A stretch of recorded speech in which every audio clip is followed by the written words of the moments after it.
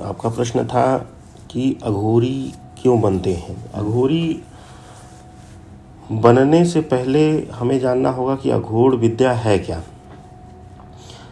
देखिए, साकार निराकार दो देवों की पूजा आराधना की जाती है। ये हमारे सनातन की परंपरा रही है कि एक साकार ब्रह्म, एक निराकार ब्रह्म।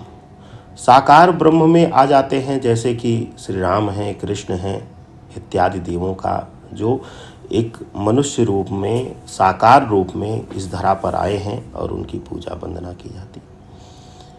एक है निराकार साधना, निराकार ब्रह्म,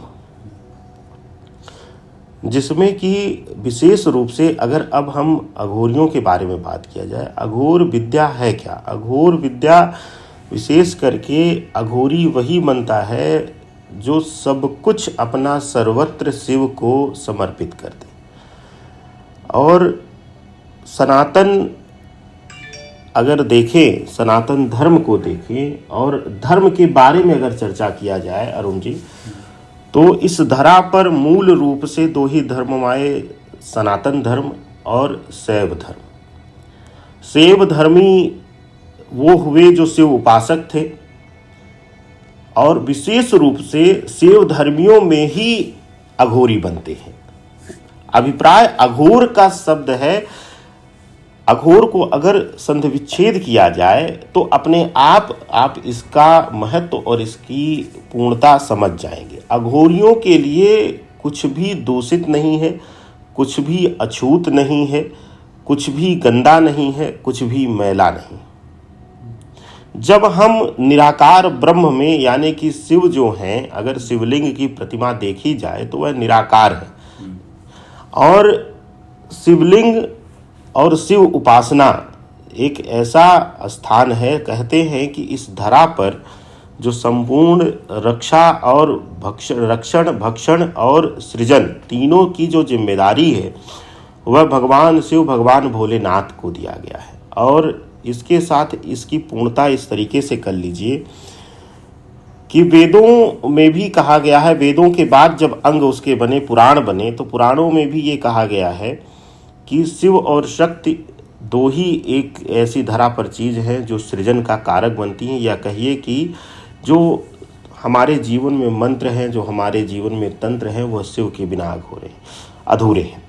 अघोर विद्या क्या है, वह अपने आप को हर चीज से अलग करके एकदम से निराकार कर ले अपने आप को। वह एक निराकार ब्रह्म शिव की आराधना करते हैं और उनके लिए जीवन जो है वह सिर्फ और सिर्फ शिव को समर्पित है, शिव पूजन को, शिव स्तुति को, शिव लीला को। अब इससे अघोरियों को समझने से पहले समझिए कि शिव जी के बारे में, क्योंकि साक्षात अघोर स्वरूप हैं भगवान भोलेनाथ, भगवान महाकाल। जो परम अघोर है वह वही है, शिव ही है। कहते हैं कि इसका एक छोटा सा, बहुत लंबा हो जाएगा, छोटा सा वृत्तांत बताते हुए चलता हूँ। जब राजा हिमालय की पुत्री के साथ विवाह का हुआ शिव जी के साथ, यानी कि माँ सती, माँ पार्वती के विवाह का हुआ माँ शैलपुत्री के, तो उस समय नारद जी जब वृत्तांत बताने लगे कि हिमालय की पत्नी ने पूछा, महारानी ने पूछा कि हमारे दामाद का स्वरूप बताइए, जैसा कि हमारे जीवन में सामान्य है, माँ बड़ी उत्सुक होती है दामाद के प्रति। तो जब नारद जी वृत्तांत वर्णन करने लगे कि वह चिताभस्म लगाते हैं, वह शेर बाघ की छाल पहनते हैं, खाल पहन लेते हैं, वही पहने रहते हैं, उनके ऊपर वस्त्र नहीं होता, और सर्प गले में रहते हैं, नरमुंड रहता है, तो वो डर गई। अब यही अघोर है। अघोर क्या है? अघोर का मतलब है कि जो घोर हो, जो घोर से मुक्त हो, यानी कि जो किसी एक चीज में बंधकर ना रहे, वह सभी को एक समान। उन्होंने, शिव ने भूत प्रेत राक्षस बेताल सबको एक समान समझा। कहते हैं कि देवताओं से ज्यादा उनकी आराधना दैत्य, दानव, भूत प्रेत, पिशाच आदि करते थे मोक्ष के लिए, और नरमुंड गले में हमेशा धारण करके रखते थे वो। तो वह हर एक चीज से हिमालय पे उन्होंने स्थान ले लिया, जहाँ पर एकदम से कोई जीव किसी चीज का वहां पर कुछ भी नहीं था, वहां पर माया का स्वरूप ही नहीं था। बाकी हर जो देव थे वह पूर्ण रूप से माया के अधीन थे। भगवान विष्णु एकदम से श्री लक्ष्मी को चरणों में लेकर विराजमान होते थे। क्षीर सागर में वह आनंदित स्थान था। ब्रह्मा जी ब्रह्मलोक में, इंद्रदेव वहाँ पर विराजमान, तो सारी सुविधाएं कहते हैं भोग विलासिता से ही भरी थी, क्योंकि भाई वो राजा भी थे। तो इसी तरीके से हर देवता भोग विलासिता में था। लेकिन अघोर ही एक महाअघोर यानी कि भगवान शिव जो हैं वह एकदम से सब कुछ मोह माया त्याग करके सिर्फ उस ओमकारेश्वर ब्रह्म में लीन थे, उस निराकार ब्रह्म में।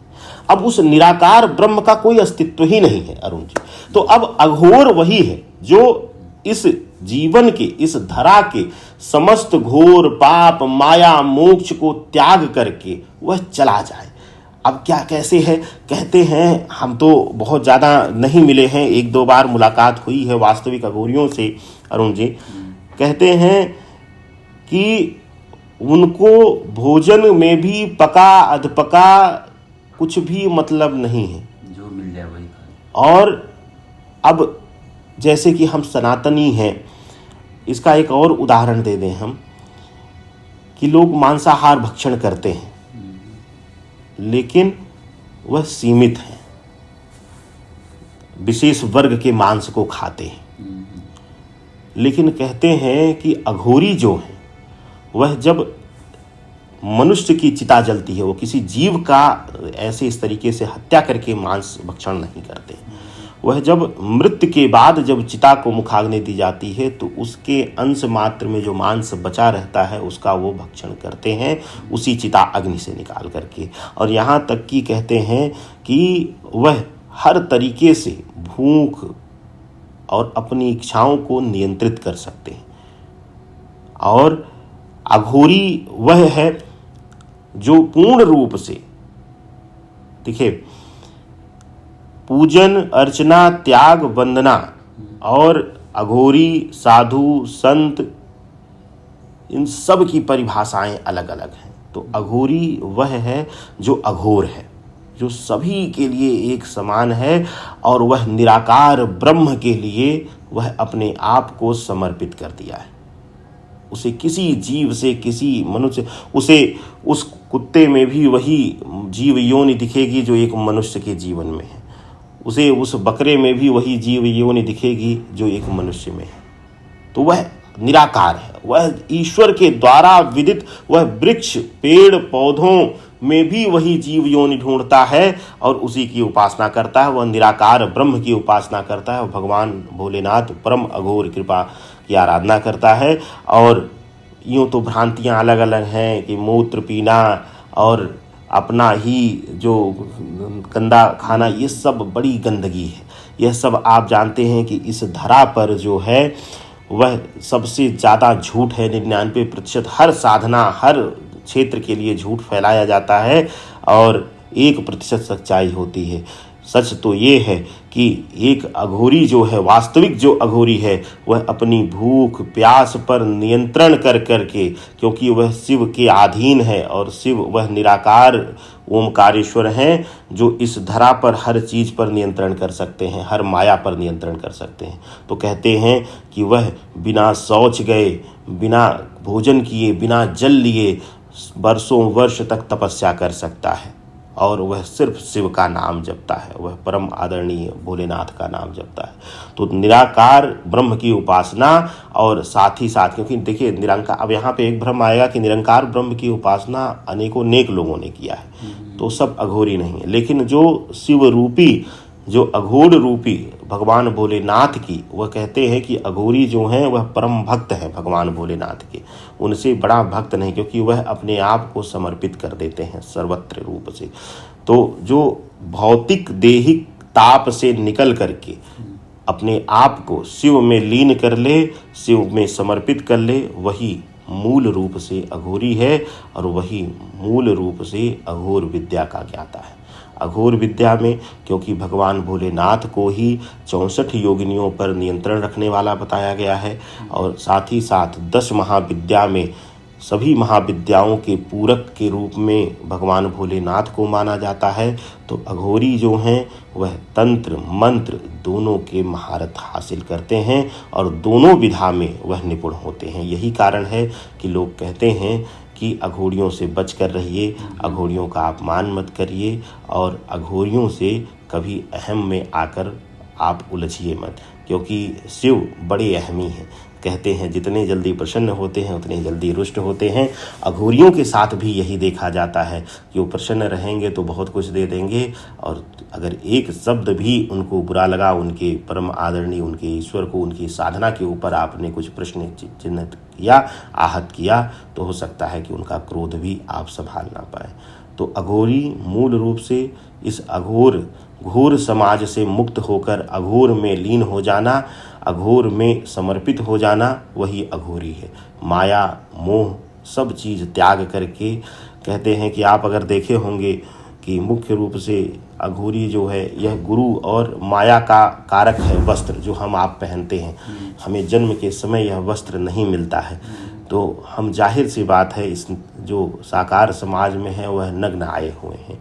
तो कहते हैं कि अघोरी जो मूल अघोरी है वह अपने शरीर पर वस्त्र भी नहीं डालता है, वह मृगछाल इत्यादि या बाघ की छाल इत्यादि। अब तो वन्य जीव संरक्षण के अंतर्गत हमारे यहाँ विरोध भी है और सही भी है किसी भी जीव को मारना। तो कहते हैं कि वह फूल पत्तियों इत्यादि का वस्त्र बनाकर पहनते हैं और मूल रूप से उस निराकार ओंकारेश्वर भगवान भोलेनाथ की साधना करते हैं। मूल अघोर विद्या यही है जो इस घोर समाज से, इस घोर चीज़ों से मुक्त होकर अपने आप को अघोर कर ले, अपने आप को अघोषित कर ले कि अब वह सिर्फ और सिर्फ शिव को समर्पित है। वही अघोरी है, वही मूल रूप से अघोर विद्या का ज्ञाता है। अरुण जी।